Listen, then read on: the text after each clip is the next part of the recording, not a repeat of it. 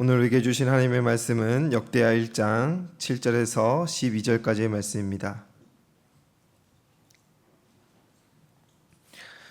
오늘 우리에게 주신 하나님의 말씀은 역대하 1장 7절에서 12절까지의 말씀 다 함께 봉독하겠습니다. 그날 밤에 하나님이 솔로몬에게 나타나 그에게 이르시되 내가 내게 무엇을 주랴 너는 구하라 하시니 솔로몬이 하나님께 말하되 주께서 전에 큰 은혜를 내 아버지 다윗에게 베푸시고 내가 그를 대신하여 왕이 되게 하셨사오니 여호와 하나님이여 원하건대 주는 내 아버지 다윗에게 허락하신 것을 이제 굳게 하옵소서. 주께서 나를 땅의 티끌같이 많은 백성의 왕으로 삼으셨사오니 주는 이제 내게 지혜와 지식을 주사 이 백성 앞에서 출입하게 하옵소서. 이렇게 많은 주의 백성을 누가 능히 재판하리까 하니 하나님이 솔로몬에게 이르시되 이런 마음이 내게 있어서 부나 재물이나 영광이나 원수의 생명멸하기를 구하지 아니하며 장수도 구하지 아니하고 오직 내가 내게 들게 한 내 백성을 재판하기 위하여 지혜와 지식을 구하였으니 그러므로 내가 내게 지혜와 지식을 주고 부와 재물과 영광도 주리니 내 전의 왕들도 이런 일이 없었거니와 내 후에도 이런 일이 없으리라 하시니라. 아멘. 오늘 우리가 함께 읽은 이 본문의 말씀은 솔로몬 하면 생각나는 매우 유명한 장면입니다. 솔로몬이 지혜의 왕이라 불린 첫 번째 이유이기도 합니다. 솔로몬의 삶을 지혜라는 표현을 빼놓고 설명하는 그 자체가 불가능할 정도입니다. 본문은 솔로몬이 흔히 일천번제라고 불리는 제사를 하나님께 정성껏 드린 이후에 그 제사를 기뻐하신 하나님께서 밤에 그에게 찾아와 내가 내게 무엇을 주랴 너는 구하라 하심으로 시작이 됩니다. 솔로몬은 앞선 왕이었던 다윗과 같이 내가 통치를 할 수 있을까 하는 두려움이 있었고 그와 같이 할 수 있도록 지혜와 지식을 달라고 구합니다. 그리하여 하나님은 그 구한 것을 귀히 보시고 마음에 흡족하게 여기셔서 지혜를 주실 뿐만 아니라 구하지 아니한 부와 재물과 영광을 줄 것인데 이는 전무후무한 것이다 라고 말씀하여 주셨습니다. 사실 오늘 이 일이 있기 전에도 솔로몬은 본래 지혜로운 자였습니다. 본문에는 생략되어 있지만 다윗의 왕권이 이양되는 과정에서 솔로몬에게 많은 난관, 어려움이 있었습니다. 솔로몬은 왕자의 서열로 봐서는 왕이 될 수 없었습니다. 하지만 다윗은 솔로몬을 후계자로 지명함으로 왕권 다툼이 시작되었지요. 가장 유력한 왕자 서열이었던 아도니아는 다윗이 죽기도 이전에 솔로몬을 압도하려고 시도하였고 솔로몬이 즉위 이후에도 다윗의 첩 아비삭을 구하며 왕권 찬탈을 시도하였습니다. 이 일련의 과정에서 솔로몬은 그 급박한 상황 가운데 지혜로운 선택을 이어갔고 즉위 이후에도 하나님께 온전한 번제를 드림으로 지혜롭게 하나님을 경외하고 엎드렸던 다윗의 길을 걸어간 사람이었습니다. 그런 그가 지금 하나님께 구한 지혜는 어떤 의미가 있습니까? 지혜의 지혜를 더해 누구도 범접할 수 없는 명석함을 얻기 위함입니까?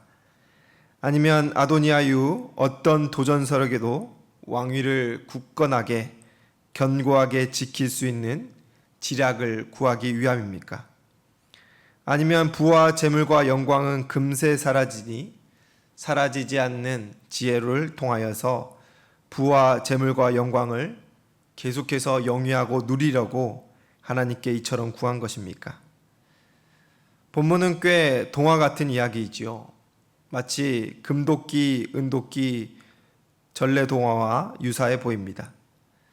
도끼를 우물에서 잃어버린 착한 나무꾼이 울고 있는데 우물에서 산신령이 나와 금도끼가 네 것이냐 은도끼가 네 것이냐 할 때 정직함으로 금과 은도끼는 내 것이 아니다 라고 대답하니 산신령이 참 정직한 나무꾼이구나 해서 금도끼와 은도끼까지 주었던 것처럼 솔로몬도 자신의 욕심과 눈앞의 이익을 쫓기보다 하나님의 마음을 흡족하게 할 만한 것을 구함으로 모든 것을 얻은 것처럼 보입니다. 그래서 이어지는 솔로몬의 모든 행보는 본문의 사건과 연관되어 그의 지혜를 부각시키고 있지요. 대표적인 것이 한 아이를 두고 두 여인이 서로 침몰아 주장하는 사건이 있었는데 이 사건을 지혜롭게 판결함으로 해결한 사건입니다. 이 사건은 믿지 않는 사람들도 대부분 아는 사건이고 그렇기 때문에 예전에 예능 프로 중 솔로몬의 선택이라는 예능 프로도 있었습니다. 솔로몬 하면 지혜로운 판결을 내린 이로 유명하였다라는 것입니다. 보통 사람들은 생각하기 어려운 범접할 수 없는 지혜의 소유자로 자타공인 솔로몬을 지혜의 왕, 지혜의 사람이라 부르게 하였습니다. 여러분, 그런데 이런 지혜가 지금 솔로몬이 구하고 있는 지혜이고 하나님께서 지금 허락하신 지혜입니까? 아주 틀렸다 할 수 없겠지만 본문에서 솔로몬이 구한 지혜, 그리고 하나님이 심히 기뻐하시며 주신 지혜가 과연 그것을 의미하는지는 다소 의문이 있습니다. 솔로몬은 잠언, 전도서, 아가, 그리고 시편의 일부를 기록한 것으로 알려져 있습니다. 그 본문의 내용을 통하여 솔로몬이 하나님께 구하고 하나님께 받은 지혜가 그의 인생 속에서 어떻게 드러났는지를 우리는 엿볼 수가 있다라는 것입니다. 성경은 각 성경이 언제 쓰여졌는지 정확한 정보를 주고 있지는 않지만 솔로몬의 생애와 각 책의 분위기와 내용을 연결하면 어느 정도 신학적 추론을 할 수가 있습니다.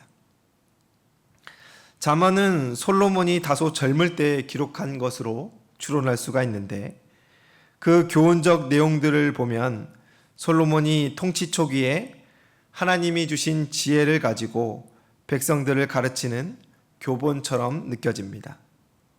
반면에 전도서는 인생의 많은 것을 누려보고 난 이후에 탄식과 성찰을 나타내는 것으로 보아 중년 이후 혹은 노년으로 접어드는 때가 아닐까 추론해 볼 수 있습니다.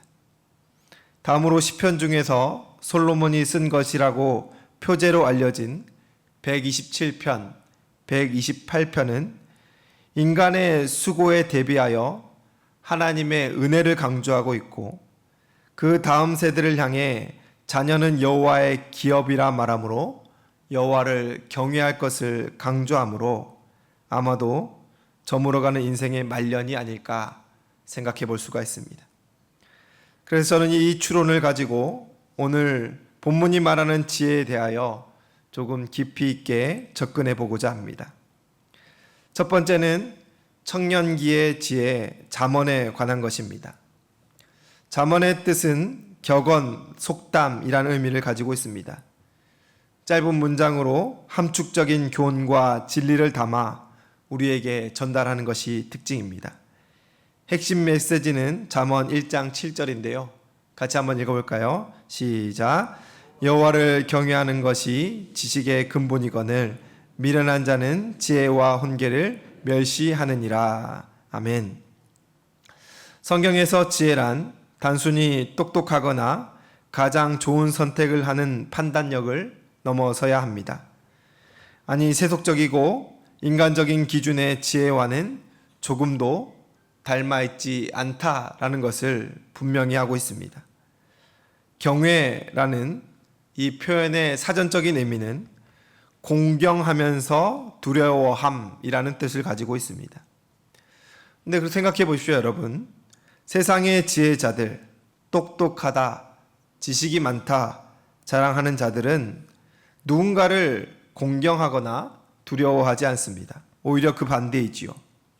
자신의 명석함을 무기로 남들 위에 서고 두려워하기보다는 누군가를 압도하고 짓밟으려 하는 것이 세상이 주는 지혜와 지식입니다. 그런데 잠언은 이런 세상적 지혜를 가지고 사는 일을 무엇이라 말합니까? 어리석다, 우매하다, 우둔하다라고 말합니다. 왜냐하면 그들 스스로 자랑하고 참 지혜라 여기는 것들이 그들의 삶을 결국 멸망으로 인도할 것이기 때문입니다. 여호와를 경외하는 자는 그와 관계함으로 그의 의로움을 잊고 정직과 진실함으로 행하게 됩니다. 이는 삶의 풍성한 열매를 줌과 동시에 생명으로 인도하는 지혜의 길이라는 것을 우리에게 교훈하고 있는 것이 바로 잠언에 담긴 메시지입니다. 본문 13절 이하는 솔로몬이 하나님으로부터 얻은 지혜, 함께 주신 부와 재물과 영광으로 어떻게 승승장구하였는지를 보여줍니다. 현대의 표현, 속된 말로 표현하면 잘 나간다 라고 말할 수 있겠지요.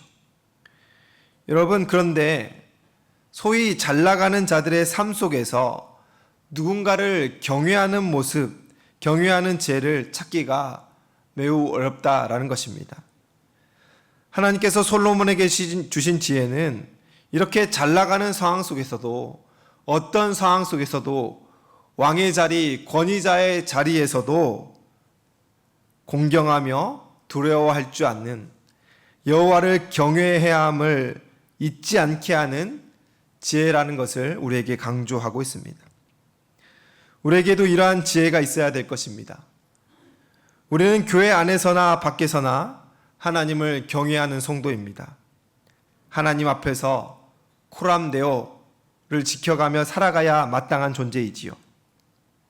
그런데 교회 안에서는 지혜의 근본을 지켜 하나님을 경외하고 예배하나, 밖에 가서는 나의 나됨을 자랑하고 남들 위에 서려 하고 약한 자들 위에 군림하려 한다면 그것은 우매하고 어리석다 말할 수 있습니다.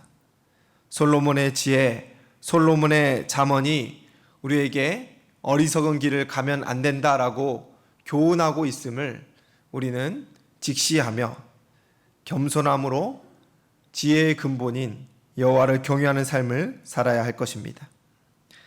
다음은 중년기, 노년기의 지혜라고 할 수 있는 전도서에 관한 것입니다.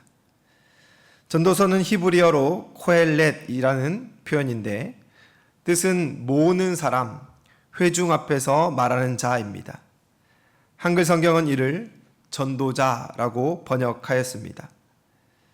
전도서의 핵심 메시지는 전도서 1장 2절이 말하고 있습니다.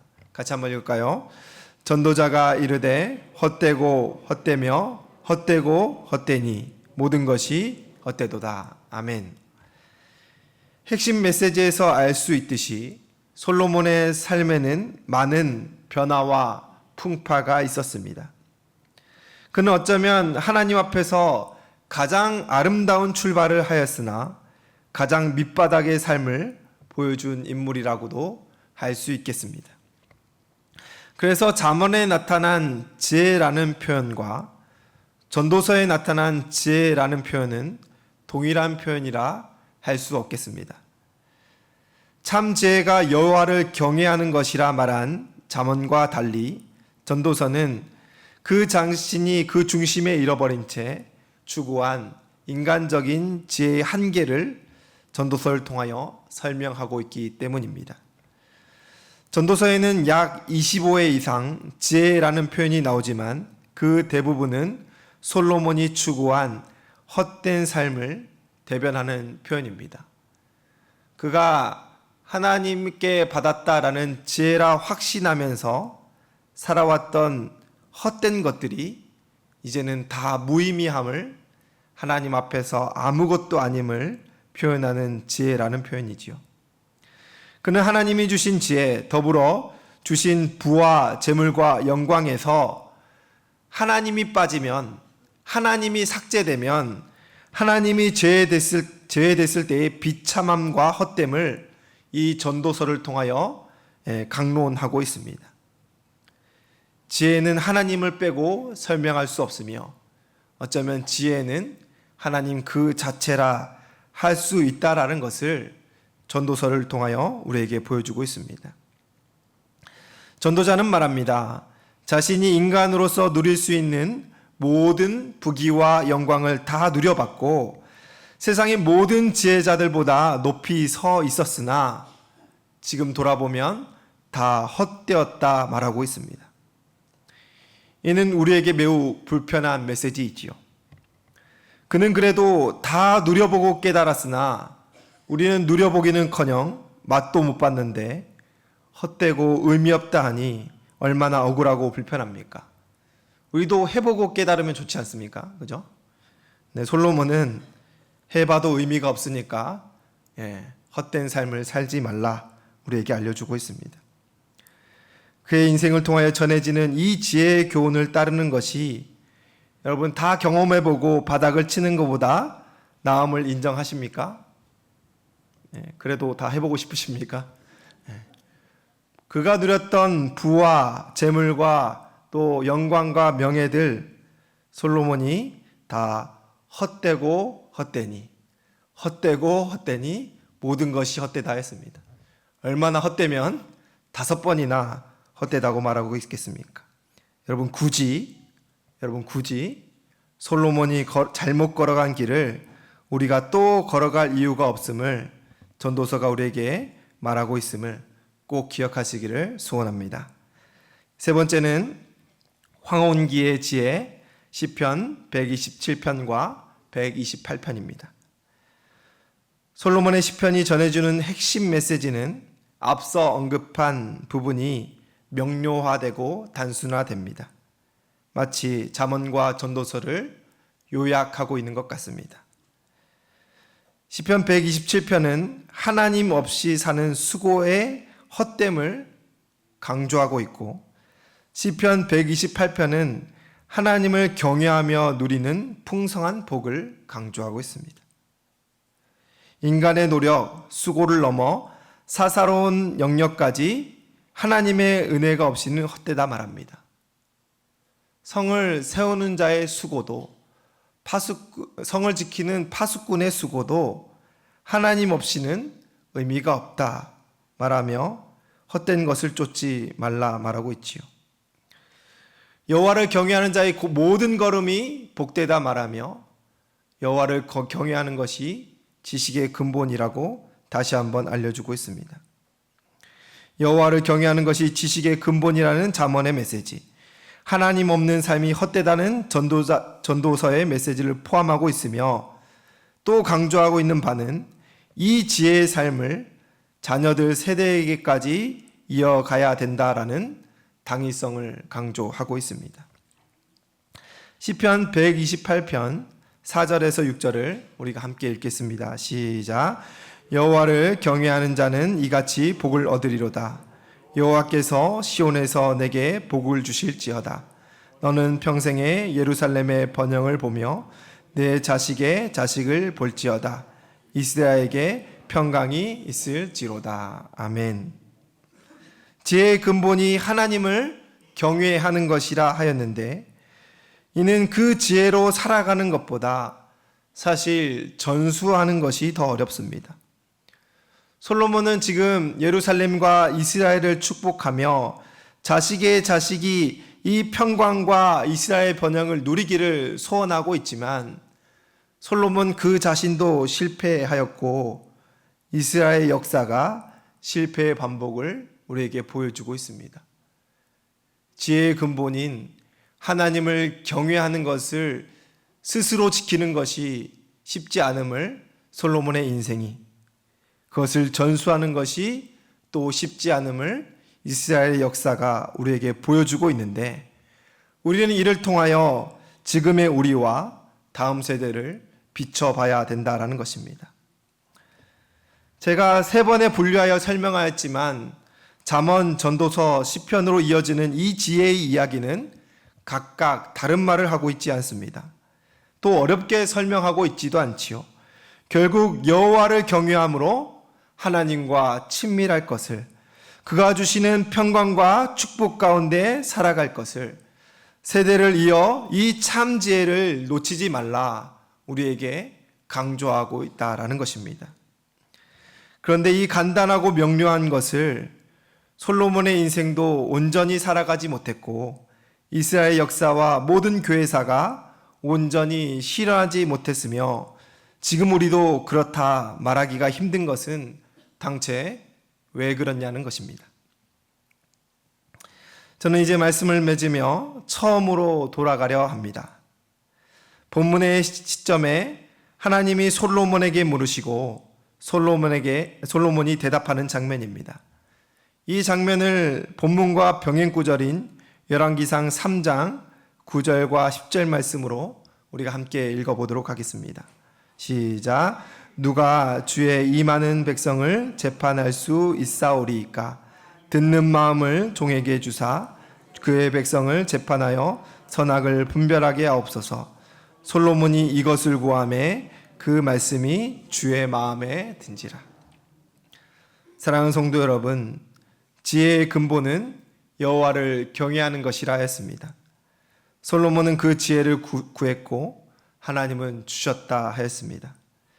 그런데 열왕기상 3장 9절은 그 지혜를 표현하기를 듣는 마음이다 라고 표현하고 있습니다. 저는 이것이 정답이라고 생각합니다. 참 지혜로 살아가는 자들은 듣는 마음이 있어야 합니다. 하나님의 말씀을 들음으로 영위할 수 있는 그 지혜를 마다하고 여러분 귀를 막으면 들리지 않습니다. 우리는 어떻게 들을 수 있습니까? 하나님과 관계함으로, 그에게 엎드림으로, 그에게 기도함으로 우리는 귀를 열어 들어야 하고, 우리에게 듣는 마음이 있을 때에 하나님의 음성이 우리 안에 자리할 텐데, 우리의 마음이 높아지고 우리의 생각이 높아지면 이 듣는 마음이 닫힌다라는 것입니다. 하나님이 아닌 다른 것에 시선이 뺏기고 다른 것에 귀를 기울이면 우리는 결국 지혜를 잃어버리고 어리석고 우매한 길을 가게 되는 것입니다. 솔로몬이 하나님께 구한 것은 언제나 자신 곁에서 말씀하여 주시기를, 내 아버지 다윗과 동행하셨던 것처럼 시시때때로 어느 때나 나와 함께 하심으로 이 이스라엘을 주께서 친히 통치하시기를 구하는 마음이었다라는 것입니다. 그런데 솔로몬이 하나님이 거추장스럽고 하나님이 간섭하는 것이 귀찮고 스스로 왕이 되어서 이스라엘의 왕의 정체성으로 살아갔을 때 그에게 듣는 마음이었었습니다. 그에게 명예와 부귀와 영광은 있을지언정 듣는 마음이 없었다라는 것입니다. 그때 그는 하나님이 아닌 다른 것을 경외하며 살았다라는 것을 역사가 우리에게 말하고 있습니다. 왕이지만 하나님의 종으로 그 뜻에 순종하고자 듣는 마음을 구했을 때 하나님이 얼마나 그를 귀하게 보셨습니까? 그런데 그런 그도 스스로 그 길을 막아 헛된 길을 갔고 하나님이 아닌 다른 것에 귀를 기울였다는 사실을 우리는 기억할 필요가 있습니다. 말씀을 맺으며 묻겠습니다. 사랑하는 성도 여러분, 우리에게 듣는 마음이 있습니까? 하나님과 관계함으로, 그를 경외함으로, 그의 날개 아래 거함으로 살아가는 참 지혜가 오늘날 우리에게 있습니까? 오늘 이 기도의 시간에 그 관계가 회복되는 시간이 되길 소원합니다. 오늘 이 자리가 주를 경외함으로 참 지혜를 맛보는 시간 되시기를 주님의 이름으로 축원합니다.